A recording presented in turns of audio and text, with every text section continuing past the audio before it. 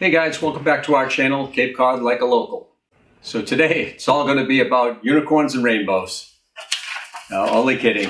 Generally we like to keep things light, but it is hurricane season. We're watching the weather reports and they're constantly talking about hurricanes heading up the coast here. We just want to give you some tips on how to be prepared in the event that we do get hit by a hurricane. The Atlantic hurricane season usually runs from around June 1st to November 30th. On the Cape, it's usually mid-September through October is more likely when we would get hit. And the last hurricane to hit Cape Cod was Hurricane Bob in 1991.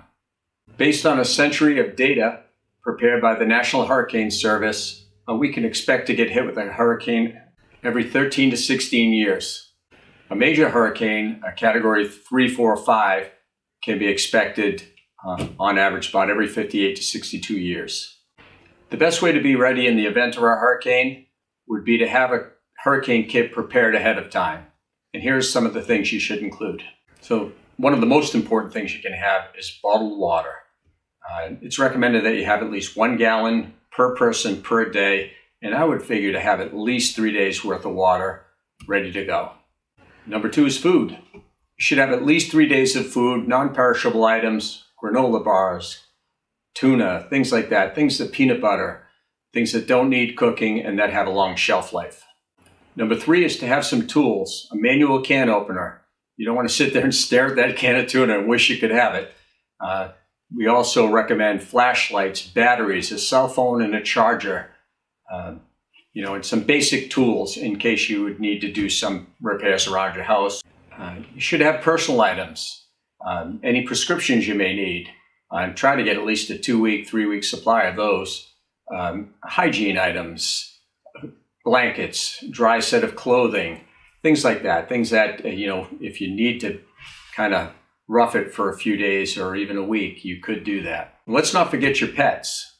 With your pets, you want to have collars and a leash, any medical records that they may have, food, place for them to sleep, that type of thing, your pet bed, and just have them ready to go as well. You'll want to have your important documents with you, licenses, banking information, account information, insurance information, things like that that you may need, and you certainly don't want to have to go digging for or having them replaced in the event of a hurricane. And you also should have some cash on hand. The ATMs may not work, so it's good to have cash, traveler's checks, something like that, in case you have to try to get out of town. You don't want to be stuck without any way to pay for things you may need.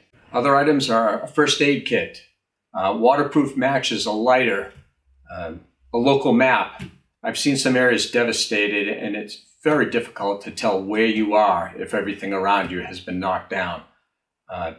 Diapers, baby food, if that's necessary if you have small children. So really, you want to have a lot of the very basics that you need, and you want to be prepared in case you do have to get out of town. Some other things to consider if you really want to round out your emergency kit. Most of us rely on our cell phone for the time now. Not many of us wear watches anymore, but a watch would be very handy. Again, if the cell service is out or your battery dies, you wouldn't know what the heck time of day it is. Household chlorine or bleach, that can act as a disinfectant in case you don't have any on hand. Camp stove, a grill, something like that, a small propane stove or a charcoal grill in case you did need to cook or boil water. Now, camp stoves obviously can't be used indoors, so please do not do that. If you use one of those, make sure it's outdoors. Things like disposable plates, cups, utensils, tape, duct tape, things like that, tarps that you could cover up. Maybe if you did have a little bit of damage to your home, you could at least cover it up and protect your asset. Seasonal items to protect against the elements. If it's going to be cold and wet, make sure you have your rain gear, poncho, something like that.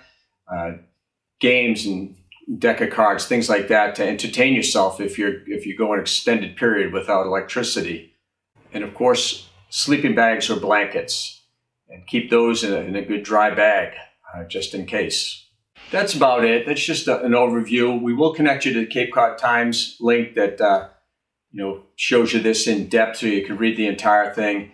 Again, don't panic. We're not trying to be doomsdayers. It's just a great idea to have these things. If you could have just maybe one box in your basement or on a shelf in your garage where most of these items are just right there, just in case, because we have been surprised in the past where we thought a storm was going to pass us by and we get hit. So if in the event that happens, you do want to be prepared, because it is no fun if you're not. That's all for this week. We'll see you again next week.